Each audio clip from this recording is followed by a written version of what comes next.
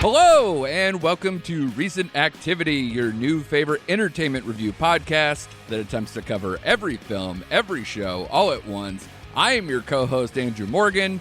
Last night was the 95th Academy Awards, and it wouldn't be Oscar season if we didn't bring back our old friend, the Duke of Bettingham, David Long, to come back and do the download on what was a historical night. We'll see whether it played for everybody, including the audiences, and see if the numbers went up. I haven't seen any numbers on whether people tuned in, but I think largely the outcome was positive, and we'll see if Dave, besides nailing two massive bets, one from a mile away. I'll let you do your bragging up front, and then we'll talk about the show. So welcome aboard the Duke of Bettingham, David Long from Is It Worth It, a film podcast. How are you, sir? Oh, I am. To be honest, I'm relieved. It's been a long season, and essentially for the listeners that don't know me, I've been Team Brendan Fraser for about 10 months.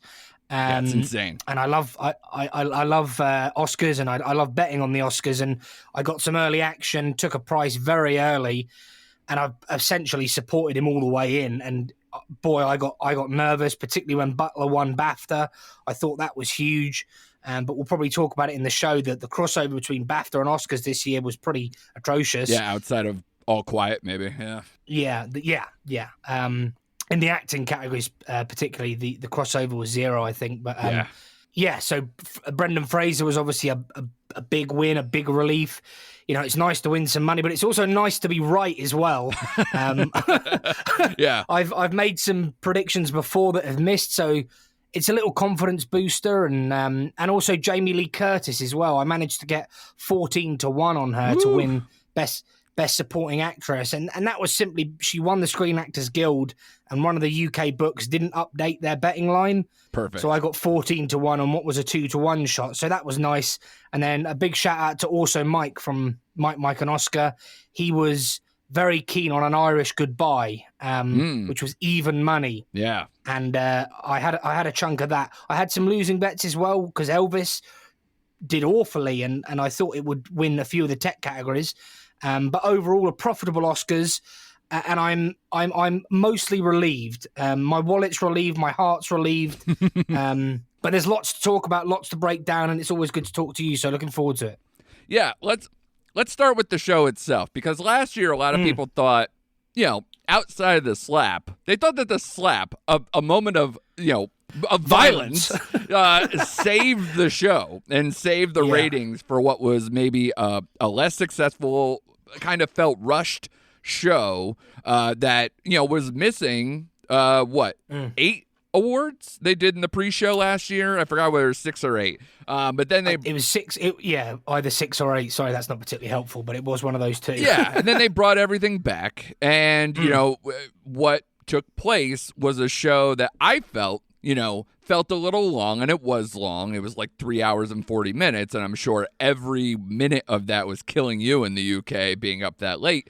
But but to me, I thought the show flowed particularly well early, and then it got a little slow. But I think overall, when you're watching an Oscars that not only had a lot of movies that a lot of people saw, and you can sense the excitement for a lot of particular titles in the room, but not only that, you were watching history unfold as the night was progressing. So, Dave, overall, what did you think of this year's show, especially as compared to maybe these last couple COVID-affected shows and something that maybe was in a slump for quite some time? I thought it was really solid. Is the term I would use? Sure. Like, I think Jimmy Kimmel was like, in a sports analogy, he was like the manager to come in and steady the ship and just be consistent.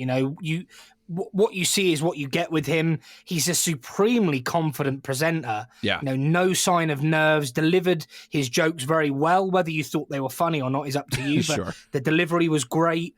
It felt polished. It felt slick. There was a lot of adverts in the UK, which I don't recall there being on previous years. I might be wrong. And we get Sky coverage, not, I think it's NBC, is it you get over there? ABC, yeah, it's Disney owned, which is very notable in this particular Yeah, and I situation, understand you guys saw an advert for The Little Mermaid, which we didn't get in the UK. We cut to adverts. It felt pretty polished. I had a few grumbles. One of them being some of the, dare I say, smaller categories. I mean, all Oscar wins are incredible. Sure. But some of what you might call the undercard, people were cut off. Yeah. And that always infuriates me. I can't remember what specific award it was, but they turned the mic off. Someone couldn't speak. And I often think, that frustrates me, particularly when you have padding that isn't very good. Yeah. It's like, let's celebrate film. Let's get people on the stage, the biggest moment of their professional lives for many of them, and then cut them off. That always winds me up. Sure. Yeah, the Elephant Whisperer thing was I think the toughest one, because they cut that last woman off in particular, and she really tried to make her stamp on it regardless. And then they turn around, and the next set of shorts, which I think was the animated short, they let the two white guys kind of keep talking for whatever it was. So it's a bad optic, whether purposeful or not. It just didn't look good. And yes, it always feels bad to cut someone off in their moment. And that actual cutoff was followed by one of the worst bits of the night, which was where Jimmy Kimmel was asking those questions to people, including Colin Farrell, Jessica Chastain. I don't know. I kind of like that. I don't know, man. That Nobel Prize winner looked absolutely mortified. Listen, when she was asked, it's not what Glenn Close doing the butt or whatever it was a couple of years ago or whatever. No, it's at least it's not that. So it's maybe a lower bar. So maybe I appreciate it on a different level. But yes, personal highlights for me. I thought Hugh Grant calling himself a scrotum was hilarious, amazing. And I thought an interesting thing about James Cameron and old Tom Cruise not being there. The two guys who insisted that we went to the theatre didn't come to the theatre. I thought that was a good line. Then the Cocaine Bear thing. Now I watched Cocaine Bear with my good buddy Craig. Yeah, welcome back to the fold, my friend. Yeah, thank you very much. Yeah, we're pleased to be producing content again, and that film was pretty awful. But I thought that Cocaine Bear sketch with the guy in the bear suit was pretty funny for sure. So yeah, look, I'd give it like a 7 out of 10. I don't know how well it's performed. We'll have to look at the numbers. And the last thing I'll say, I think the Screen Actors Guild being on Netflix going forward, I think that's huge. I think that's really important. If we can get people interested in the award season narrative, from Globes to Choice to BAFTA to SAG, we can get more people interested in the Oscars, because that's the game. The Oscars Sunday is great, but really the excitement is the 6 months before Oscars Sunday, where you're building up to it, and then the precursors. So if we can get people involved in that, I think that'll help. I think it'd be good for Netflix as well. But their numbers for SAG didn't look great on YouTube, but we'll have to see. Well, I mean, compared to some other shows, especially like the Independent Spirits and other things like that, I think Night of, maybe you can question the numbers but from what I heard on The Town, he said, I believe that it was 1.7 million it's up to on views for the full show on YouTube. So that's not bad, especially when they actually break out the clips for a lot of those to where so not people maybe seeking out particular moments aren't just clicking on the whole show and then searching for what they need. They could do that already, and yet the numbers keeps going up. But I think the Night of, it was maybe like 800 and something thousand, which obviously isn't ideal, but there's a reason why the show isn't on cable anymore or what have you. So we'll see how that progresses. I actually have a slightly different because I don't know. The more and more I've been paying attention to the Oscar race, I think there are diehards and people like you and me and people who cover it or whatever that, love seeing the horse race. But in some respects, I almost liked the naivete that I had growing up, where I didn't know anything but the Oscars. And then you go in the Night of, and I'm like, I have no idea who's going to win, because I didn't know that so-and-so won the PGA, because I was the teenager, picking my boogers and trying to get into college or something. So it's a very different feeling. where I'm like, God, maybe Good Will Hunting has a chance to win. And if I knew they had no chance, maybe I'm not watching the Oscars that year. So Yeah. it's a mixed bag, but that's a whole other show, I think. But like the way to solve the Oscars, there's a million things. And part of it is whether we know too much or not is a debatable topic. But as far as the show, I agree with a lot of what you said. I think it was definitely a solid effort, a step in the right direction. I can tell, that this show was for the first time in a long time that it was actually produced and directed by people who do television live events versus a film director and a film producer trying to create a television product. So it made sense. It flowed better, especially early on. So I think that the show overall worked. And like I said, it always helps when you're following along. And there are some upsets, and there is some historical aspects to it. But 340 is still way too long. I don't know how to manage it, how it would do it. But if you know you're in for the night, the diehards will always be there. But man, I really worry about it long term for the the whatever you want to call it, the millennial, the TikTok generation, the whatever, like where our attention span is not 3 hours and 40 minutes. Let's put it that way. But let's see how maybe the numbers come out, and maybe there is still hope for this to work out, so that way it doesn't end up going maybe to a streamer instead, and can stay on the partnership they have with ABC, at least domestically. But let's talk some winners and losers. Besides me being a complete loser for getting only 15 out of 23 right, which hurts me. It may sound fine, but like during the COVID years, it gave me such confidence that I knew what I was doing because all the precursors were so easy. It felt like such a layup to be like, of course this is going to win. Of course this is going to win, because there wasn't any good races, because there was less films to parse through. It seemed a lot of, fait accompli. Like, you knew who was going to win so many things outside of Chadwick Boseman. You would seem like a goddamn genius if you're like an Oscar pundit being like, I got almost all of them, like 20 out of 23 or 22 out of 20. Or like, I think also Mike got them all right last year. It's like, yeah, that's because if you're paying attention, you can get this stuff with precursors and other such things. This year was very much a much tighter race in a lot of key categories. And I want to start first, of course, with not your favorite movie, of course, you're on the record for, but Everything Everywhere All at Once blows away what killed me in terms of the choices with Oscar Puzzle Theory. Not a thing last night. It was a complete steamroll for Everything Everywhere All at Once, winning 7 Oscars, including 5 of the Big Six. The most Oscars won since Slumdog Millionaire in 2009. And that's insane. That's like Silence of the Lambs, One Flew Over the Cuckoo's Nest level of domination.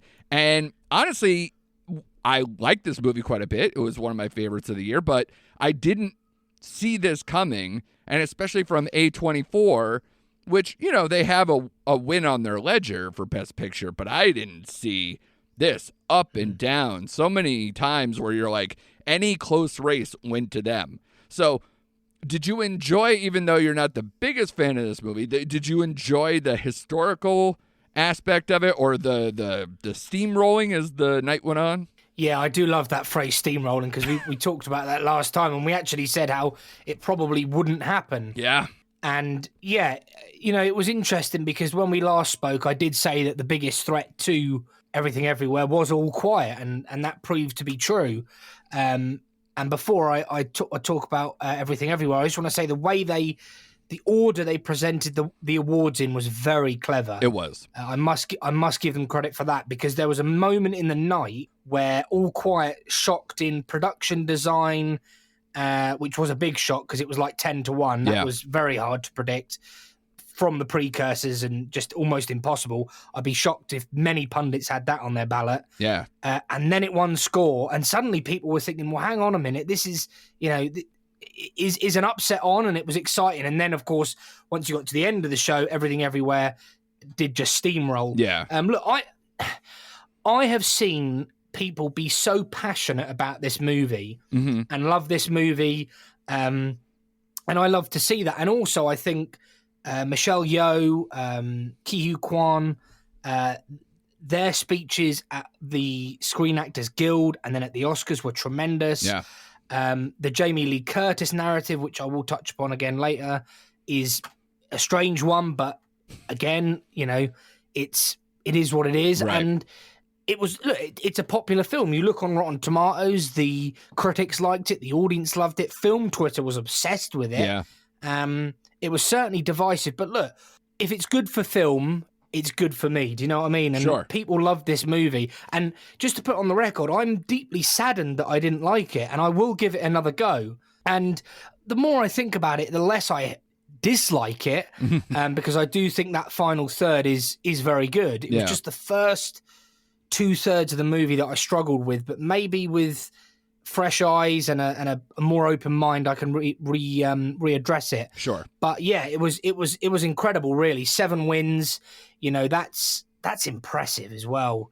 And to win picture, director, actress, editing, this is like, well, steamrolling stuff. Yeah, this is exactly. Historic, and It's weird off the tongue. It feels closer to like the feeling of Slumdog Millionaire, which is a movie that I liked but didn't love, than it does to like, wow, it's something along the lines of A Silence of the Lambs or One Flew Over the Cuckoo's Nest, which time has been very favorable, as well as the moment to be like, wow, this is a borderline masterpiece. So I think it's just a very different vibe with me, at least, of seeing it go. I'm happy for them. I'm happy with a lot of them. I agree with you that Ke Kwan very early just got to everybody and just knocked it out of the park. It's I do love the fact that the most emotional people, Brendan Fraser and Ke Kwan, 2 veterans from a long time, my childhood. Shout out to Encino Man. They were both in that same movie together. I've seen that reference, yeah. But the, I was very happy for them in that way. I don't have the same affection for Fraser as I do Ke Kwan, because, we're basically like the same age, and I'm a huge Indiana Jones guy and all that stuff. So, and Goonies and whatnot. So that's literally, it's like sentimental. Some people who are maybe a little younger than me and love The Mummy or whatever, and more in that generation, that's a little off me a little. But it's a good thing. It felt very interesting in a night where I felt like the stars were not there, and it felt very much a new generation style movie, but yet I'm seeing, stars from the 80s and 90s now finally getting their due, which felt a little odd in the same breath. But both of those things have one thing in common, and that is A24. And now I think a lot of people didn't think that A24 maybe had this in them, like to run a extremely strong campaign and to completely dominate on a night. It always felt like, it never felt like the Miramax feeling where it's like, oh, they're an indie, but they're going to kill the Oscars. They always felt like, just outside of that, maybe a few notches down, where like they could compete, but they're not going to be some massive thing. And then they just crush between, the only award that, Everything Everywhere All at Once wasn't a contender in was Best Actor. And then an A24 movie, The Whale, wins it instead. So they really dominated in a way that I was not expecting. Is that something that you're amazed at too? Yeah, I mean, I've just been thoroughly impressed with A24 for, well, as long as I've been doing the podcast, 4 or 5 years behind the mic and reviewing films. I just think the quality of their films they put out there, the quality of their marketing campaigns, the way they cut trailers, the way they promote their stuff. So yeah, but it is surprising, the 4 acting categories all to go to A24. That would be very hard to predict at the start of a season, almost impossible, really. Yeah. On the night, it was always a possibility. The 2 that were more up in the air for me were Jamie Lee Curtis and Brendan Fraser in The Whale. The other Yeoh and Ke Kwan for me were pretty much locked in. I was very confident with Michelle Yeoh for a long time. I just well, that believed makes in that one narrative. of us, buddy. I picked Blanchett like almost all the way because I was like, "There's no way they're just going to win all of these," and I was completely wrong. Yeah, but the thing is I'm adamant. You know, I would bet house, home, car, everything that Blanchett will be nominated again. Oh, yeah, completely. You know, what is she now? I think 8-time nominee, 2-time winner. She's going to get double-digit nominations. Right. She's an astounding actress. She'll have opportunities galore. Oh, she's Michelle the new Meryl Streep. Yeah. And Michelle Yeoh, don't get me wrong, she's brilliant, and I did like her performance in this. You know, there's some scenes that are really powerful, but I wonder, will she have another opportunity to win an Oscar? I wouldn't have thought so. So that was the narrative I went with. But yeah, for A24, I mean, they'll be absolutely delighted. Right. But it's interesting you say, like, will may probably not have that opportunity again as like the narrative, but all they kept eating at me was, yeah, that's what we said when Frances McDormand won instead. Like, we thought, no way she's going to win a third. That's insane. Why would she win? And then she won for Nomadland, and it was like, okay. Yeah. Or yeah, how I wasn't about happy about it? Or how about Chadwick Boseman will never get a chance again because he's deceased, and then you give it to Anthony Hopkins. So this new Academy, I had no idea. But here's the thing, David, that I think is apparent. I don't think in the last few years that this new Academy did the homework. I don't think they watched a lot of movies. I think this year they watched a lot more movies. And I think that's why you saw the nominations as they were. And then now it's why you're seeing a certain few movies really dominate because they came to a consensus because they did the homework. I mean, in past years, there is easily a moment where you could go, Everything Everywhere All at Once came out in April. It's a smaller movie. It's A24. There's no way that it's going to go the distance. And now this gets thrown to the wind now. The past 2 years, Coda was in Sundance in February and then came out on Apple in August, and no one blinked an eye. There was no big fervor for that when it landed. There was no big number. And they both went the distance and now have won Best Picture. And you can't even say the streaming thing anymore because now A24 won a bunch of awards. So now that script is flipped. There is nothing to really hang your hat on except for now looking at the last few precursors in the guilds. Would you agree with that? I totally agree. You made some brilliant points. The first one about the narrative, it's interesting because I actually said on Mike and Oscar the exact points you've made. You know, if may you rest in peace, but if Chadwick Boseman can't win with that narrative, it is very hard to run with the Michelle Yeoh narrative, but I ran with it anyway, and it proved to be right, I think. Maybe they just preferred the performance. I don't know. But something else you said last time we chatted, and I thought this was brilliant. I mean, what you say is always brilliant, Andrew. But particularly, thank you, sir. Yeah. But particularly this, you said about, you know, you look at historically, we love to, you know, crunch the numbers and look at the crossovers and all the stats, but the Academy is changing. Yeah. So looking back at all those numbers from the past isn't necessarily helpful because we've seen, and as you're highlighting, the Academy's changed drastically, you know, over the last few years. I mean, some people would say maybe it's not gone far enough. But if you were to say, like you pointed out, a year ago, that an A24 film with a relatively small budget is going to take on a Steven Spielberg life story. Yeah. And it's going to win, and one of them's going to win 7 Oscars, and the other one's going to go home empty-handed. Everyone is hanging their hat on Spielberg and The Fabelmans winning 7. David, not to cut you off, but do you remember the narrative, like right before the Oscars last year, where they were like, "I don't even know why we're having an Oscars this year because Babylon's going to win everything." Do you remember that? For months, I that's all we heard. Yeah, how'd that work out? And it's badly. Has Justin Hurwitz. Poor bastard. I was, and I will touch on that because that's in itself a bit insane. But I remember last year when I finished my road to the Oscars, looking at the cast of Babylon, the production values that we'd seen photos of, and the release date, and just thinking this is going to steamroll in the Oscars. And it flopped at the box office, which was pointed out to the biggest groan of the night. And while we're on it, for Babylon to lose score was I wasn't surprised at all because for me it was the best score of the year, Right. and also it should have been a very short betting favourite. Yeah. But it really wasn't. It was like so weak in the market. I thought that just stinks. There's no confidence. Yeah. Then I heard on other podcasts from people who'd spoken to Academy members that essentially the film wasn't very popular.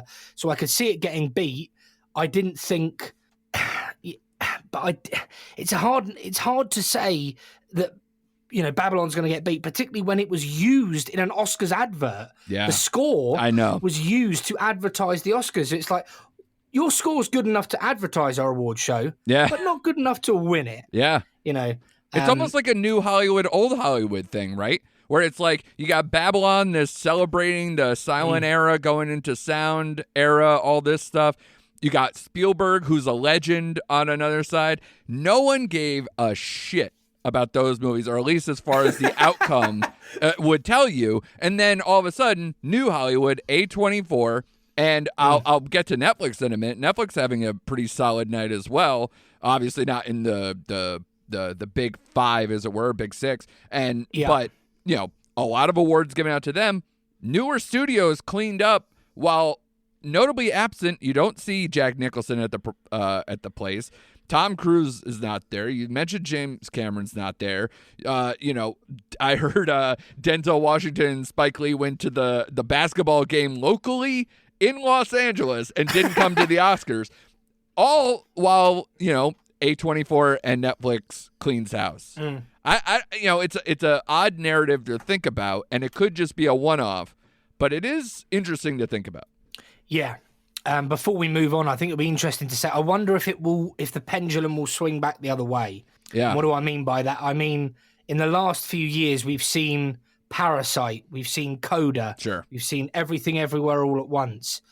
You know, with films like Martin Scorsese's The Killers of the Flower Moon coming out, is it going to swing back and sort of, we'll go back and play it a bit old school? Sure. Or is this like a new era now, a new age? Because you've only got to look. Spielberg, The Fabelmans, 0 Oscars. You know, Martin Scorsese's The Irishman, 0 Oscars. Yeah. You know, 2 films that if I pitched you on paper, you're going to be saying these are going to win Academy Awards. So something is changing. It's just a case of, is this permanent, or is it going to swing back the other way? Well, we'll find out with Killers of the Flower Moon, won't we? I mean, between that and Maestro, I'm very interested on those 2 movies, how they play. Because if you look at last night, look who got shut out. Fabelmans got shut out. Tar got shut out. You know, a critic's darling. But you know what the commonality between those are? They bombed at the box office. Nobody saw the damn movies. So, and also, you know what? Yeah. What did we say last year, David? What was your favorite thing that I said about the competition between Coda and The Power of the Dog? Nobody likes a bummer. Nobody likes a bummer. Guess what? Everything Everywhere All at Once is. It's awesome. It's a multiverse, kung fu, crazy town movie. People loved it. Yeah. And you know, Top Gun was right there and winning award. And, you know, the only outlier of like winners, I mean, it's probably All Quiet, but you could just basically say people watched it because it was on Netflix for months on end. So it's about putting the movies where the people are, seeing the movies, and then also in the last few years celebrating something that doesn't make them feel like trash. Yeah, no, I totally agree. I mean, you look at essentially the main threats to Everything Everywhere. The Banshees of Inisherin, and I said on my podcast that I did last week with Craig, made me feel truly awful. Right. You know, like it didn't for me, but I get the idea. It is a bummer towards the end. Sure. You know, I want to revisit it compared to something like In Bruges that's dark, but there's light relief. Sure. That was just dark beyond measure. And then you've got All Quiet on the Western Front, which is an analysis of the futility of war. Right. In World War One, which was an absolute nightmare of a war where people would spend months and months and months in the trenches fighting over land, and often in 6 months they'd gain 100 yards of land. Yeah, you know, absolutely futile. And this one in particular, David, I mean, not to cut you off, but like this one was a car crash because you're watching one person just going, nope, we're not going to quit, and then just literally sending people to their death. So you want to talk about darkness, and yet it still seemed to work over, at least on the guild side, like the below the line side. And then, like you said, box office is important as well. And look, I don't know how much impact film Twitter has on anything, but there was a lot of buzz around David just lost this followers. movie. Hold on. But do you know what I mean? I know I get caught in that bubble. I read the same people's articles. I see the same people tweeting. Yeah. And I know how much impact are they having? How much of a reflection are they on the wider film watching community? But yeah, nobody likes a bummer. And I do worry about Killers of the Flower Moon. I have no doubt it'll get a lot of nominations, but it'll be interesting when we talk this time next year to see if it's got, 8 nominations and 1 win. Yeah. Or if it's a genuine. And last thing I'll say on that is it's like 3.5 hours. I know. I know. Cut the damn movie, Marty. Come on, just edit it a bit. Yeah. Well, and I love his work, but they're going like he's going hell long now. He's all in, But that's across the board, David. I mean, like, there's so much power in a lot of these. If you're a franchise or a legacy director, you could basically do whatever the hell you want because of the threat of like, oh, you want me to cut my movie? You want to do this? Cool, I'll just take it to the streamer down the street who will pay twice what you paid or what have you. So there's a lot of power in certain positions in Hollywood more than maybe it has been in past years. But yeah, no, I agree. It's gosh, yeah. I mean, we're because I think I'm staring John Wick 4 in the face, where that's going to be almost 3 hours, and then probably Oppenheimer is probably going to be close to 3 hours, and we're just going to go through this every single year, and I wonder when that's going to switch. But again, to the point of Everything Everywhere All at Once, you know what probably goes to the top of the pile? A fun movie that's about 2 hours or less. Yeah. How about that? So, and this again, Coda was the same thing. It was like 100 minutes, and it wasn't a bummer. It was an uplifting, triumphant family story. And what is it? And what is this? An uplifting, triumphant family story. That's fun. So yeah, it's if you want to see some narratives going, that feels like there's some narratives to be said in those regards. So real quick, because I know you have some stats for me too, let's do the Netflix thing real quick. Big night for them. Netflix and All Quiet. 6 wins on 14 noms across the board, with All Quiet winning 4, including international feature, cinematography, production design, and score, with some of those being, like you said, key upsets of ones that we thought were going to go the other way. They, of course, won for Elephant Whisperers in Doc Short, which they always have something. I completely forgot that was on Netflix, and that's why I lost that one. That killed me. I was like, you dummy. This is the this is the short version of Octopus Teacher. At some point, you just got to be like, all right, that's on me. That's not on the Academy. I should know better by now. And it was the favorite in the category as well. And it was a Netflix. That was like a slam dunk on your ballot. I know. I'm an idiot. I went the other way, but at least the other shorts I won out, so that's pretty good. But the what was the other win they had? Oh, Pinocchio. So Pinocchio won as well to round out the 6. And to me, the first thing I thought was, yeah, this is what happens when they can focus on like 1 or 2 movies, and they can really put the strength of their marketing behind it. Because 6 out of 14, that's the best they've ever done. Usually their nominations are in the 20s and they win like 2. Yeah, no, and that's exactly what my my stats show. And I actually dig these out of a Google Doc from last year when we talked about Netflix. Previously, before tonight, Netflix had won 16 Oscars out of 116 nominations. And it had mounted a really aggressive award season campaign. But last year that didn't pay off. It won 1 Oscar out of 27 nominations. Yeah. A 3.7% conversion rate. I mean, that was a really bad year last year for Netflix. But like you said, this year they win international feature film with what I think was one of the best films of the year. Yeah. They won animated feature with, again, Guillermo del Toro's Pinocchio, probably one of the best, certainly the best film of the year in that genre, but probably in my top 10 of the year, period. And in your realm, the strongest bet of the night probably as well, because it killed everything. Oh, yeah, that was... I mean, it was a kind of price where you had to bet $500 to win $10. Oh, Jesus Christ. So like $1,000 to win $20, but it was like bet house win teapot. Yeah. But better than interest rates, but that's a different story. But yeah, Right. that was like as good. There's no such thing as a done thing in any betting, but that was pretty slam dunked. 6 out of 16, which was a 37% conversion rate this year.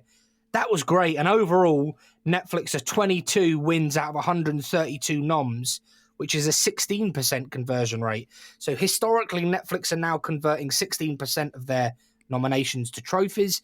This year, they converted 37.5%, so double and a bit more. So it was a great year for Netflix. So yeah, I was thinking though, if I was paid an extortionate amount of money, which would be nice, Sure. and asked to create a team of people to win Netflix Best Picture, you would of course be one of the first people I'd call.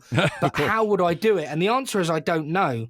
I don't know how Netflix win Best Picture, and I think the reason they haven't won Best Picture, if you look at their wins, almost none of them are in the major categories of picture, director, actor, screenplay, editing, and score. Yeah. I have the stats, and they're staggering. Yeah. I mean, especially Marriage Story, I thought was their best chance at getting like acting.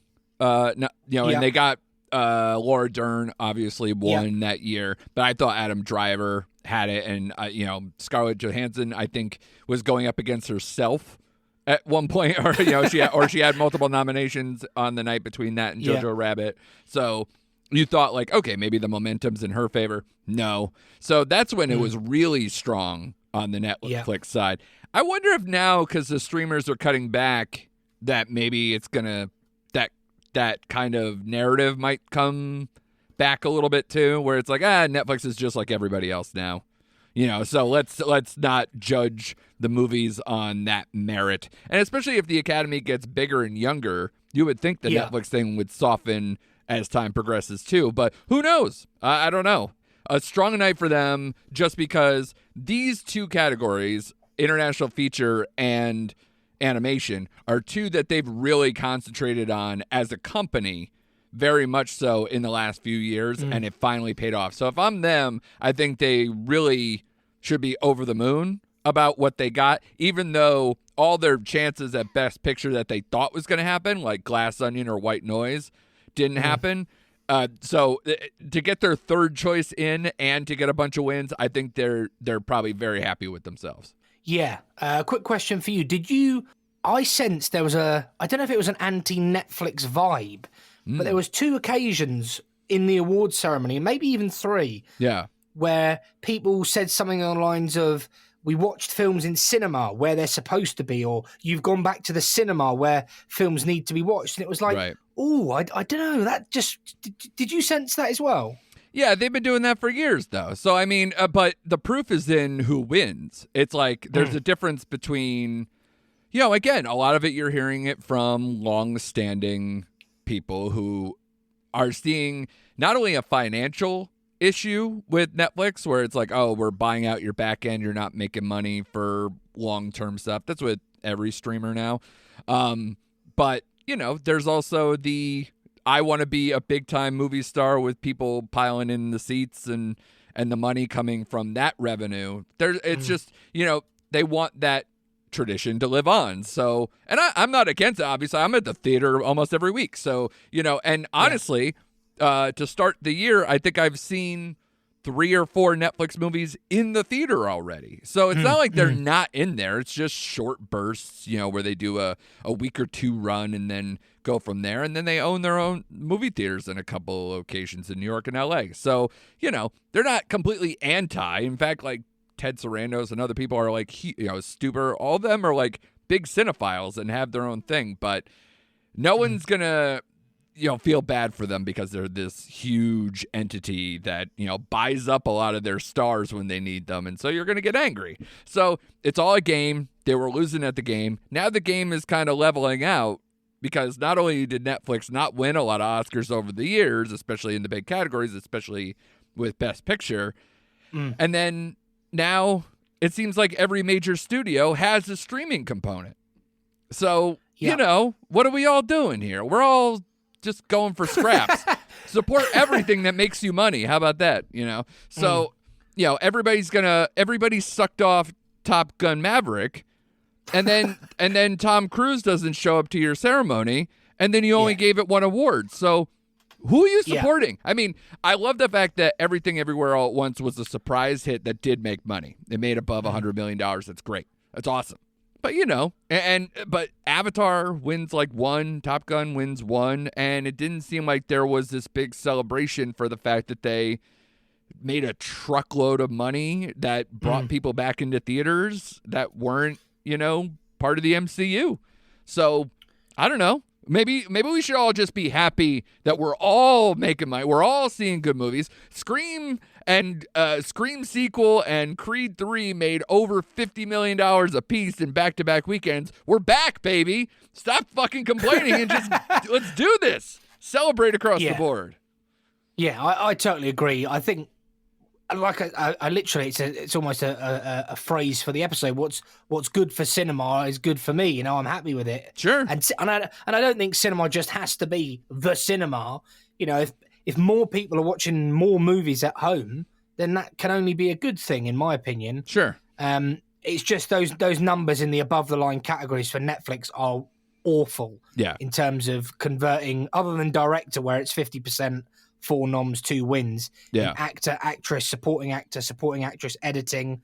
Other than Laura Dern, it's just not one in those categories. Yeah. So that's what they need to address. But it's you would also think really hard to win. It's really hard. It's so circumstantial. You would think that people can watch films on Netflix, especially Academy members that maybe don't watch everything. Oh, sure. Like that, Yeah, they're hypocrites. They all have subscriptions.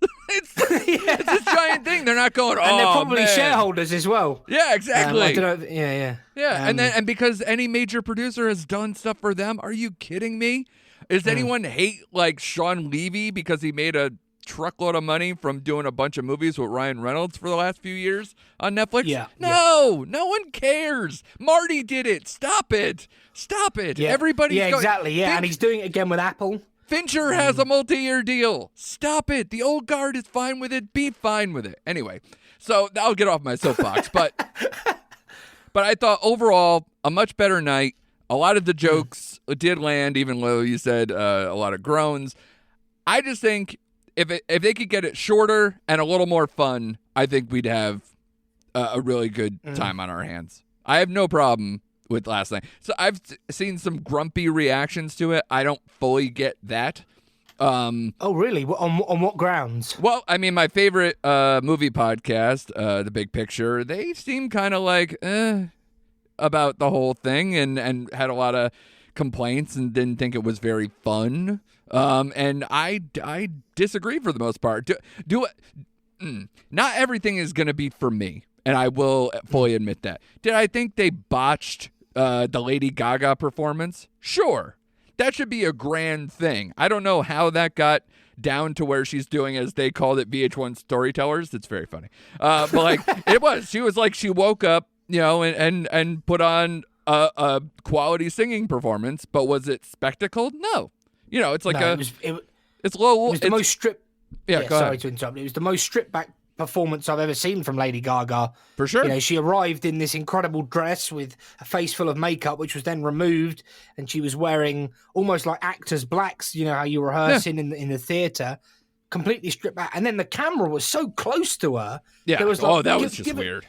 It was like, zoom out, man. Give us some perspective. It was literally like right in her face. Yeah. And meanwhile, they zoomed way out for Rihanna. I don't know if out of respect for her doing their second public performance as a pregnant woman, I guess that's fine. But they zoomed way out to show everyone on stage for that. But they were right up Lady Gaga's nose. And the only thing that was weird about that is just contrast and compare with Shallow being a few years ago, where that was stripped down and very intimate, but that's two people really making a masterpiece out of the moment.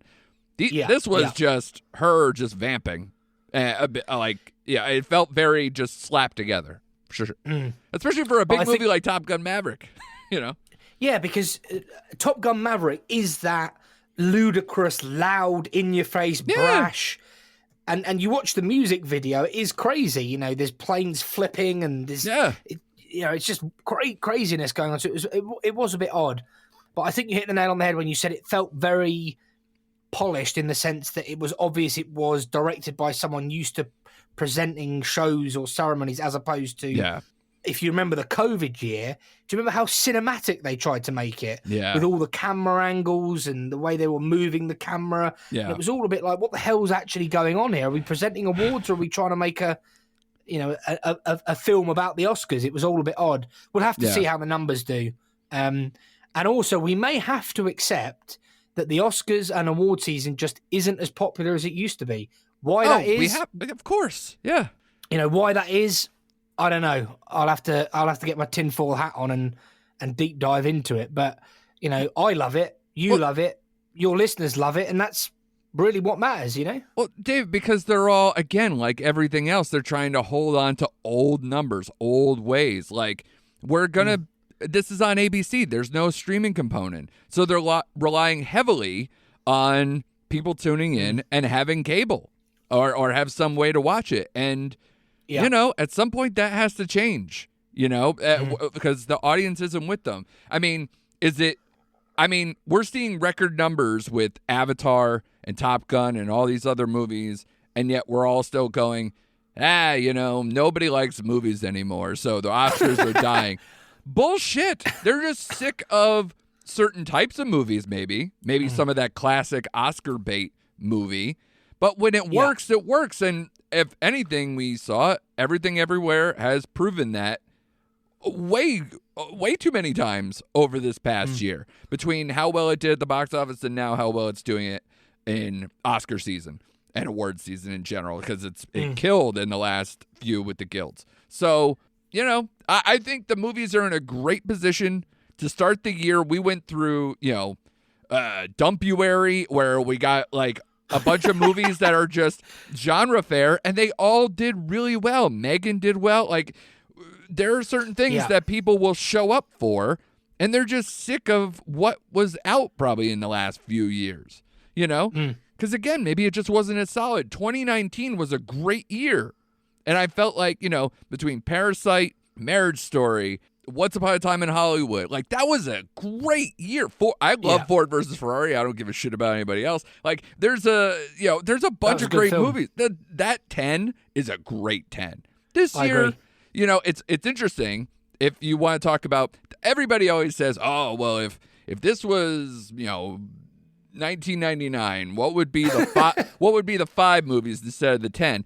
I think they told them, because they're, of the 10 movies that were up for Best Picture, what, like 3 of them, 4 of them won awards? Maybe 5 went home. 5 went home empty-handed.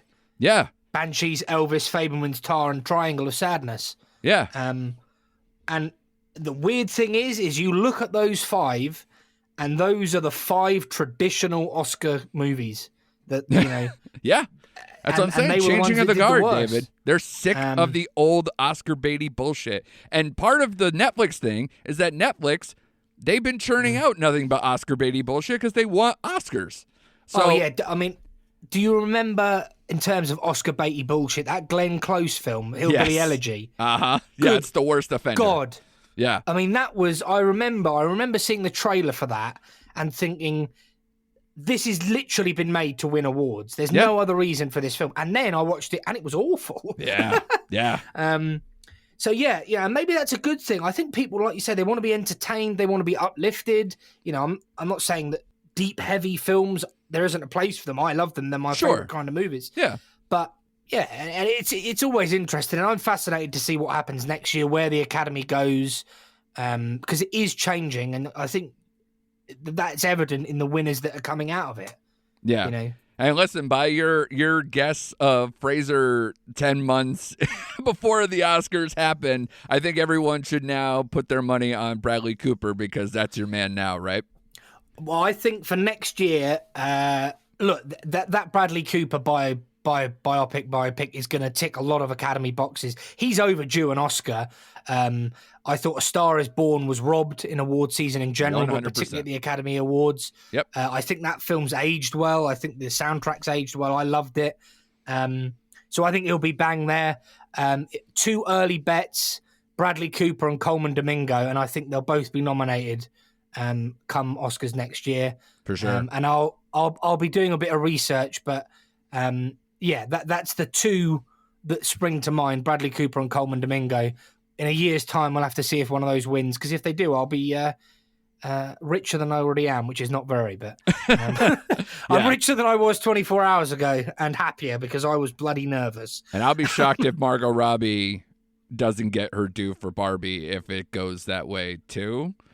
She, this time last year, when I did my Road to the Oscars End of the Road, I was running with that narrative. Like, Margot Robbie, for me, was going to get nominated for Babylon. She'd have a great chance. She's an astonishing actress. Totally. So yeah, I think she'll be involved as well.